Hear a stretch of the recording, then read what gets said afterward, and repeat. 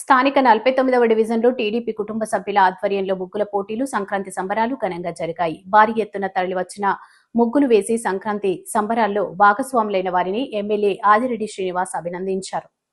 City MLA Adireddy Srinivas డివిజన్లో వేసిన అన్ని ముగ్గులను తిలకించి మహిళలు, యువతులతో మాట్లాడారు. అనంతరం ముగ్గులు పోటీ విజేతలను ప్రకటించారు. ఆయన మాట్లాడుతూ సంక్రాంతి సంబరాలు ఎంత ఘనంగా ముందే నిర్వహించడం ఆనందంగా ఉందన్నారు. ఈ డివిజన్లో అన్ని సమస్యలు శాశ్వతంగా పరిష్కరిస్తామని, ఇక్కడ వ్యాపారులు, ప్రజలకు అండగా నిలబడతామన్నారు. 5 ప్రధాన విజేతలకు 10వ తేదీన టీడీపీ ఆధ్వర్యంలో పుష్కర్ ఘాట్ వద్ద జరిగే సంక్రాంతి సంబరాల్లో బహుమతి ప్రదానం చేస్తామన్నారు. డివిజన్ టీడీపీ ఇన్ఛార్జ్ దుత్తరపు గంగాధర్, స్థానిక నాయకులు పాల్గొన్నారు. మా అక్క చెల్లెమ్మలందరూ వంటకాల కాదు, అందుకే ముగ్గులు పోటీలు పెట్టాం, పెద్ద పెద్ద ప్రైజులు కూడా ఇస్తా ఉన్నాం.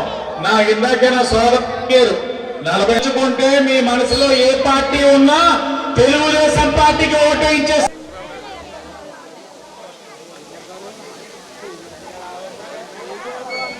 అమ్మాయి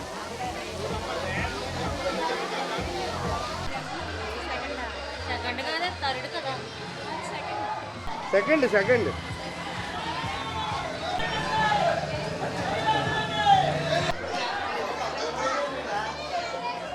కూడా ఈ వార్డు మమ్మల్ని ఆశీర్వదిస్తా ఉన్నారు.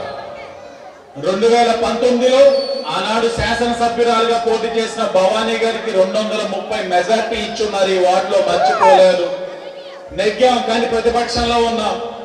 మొన్న కూటమి అభ్యర్థిగా అంటే తెలుగుదేశం, బీజేపీ, జనసేన అభ్యర్థిగా నేను నిలబడినప్పుడు ఇదే వార్డులో 2019లో 230 మెజార్టీ ఇచ్చిన వారు 1240 మెజార్టీ తోటి మమ్మల్ని ఆశీర్వదించారు.